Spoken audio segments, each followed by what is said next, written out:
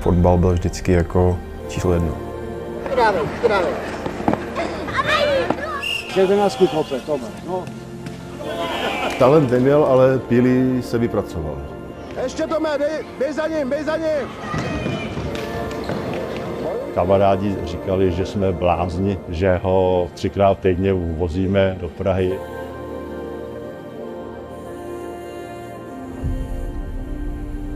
Když byl ještě pořád malej, tak nám vyčítal, že jsme ho nedali na hokej, že by ho ten hokej bavil víc.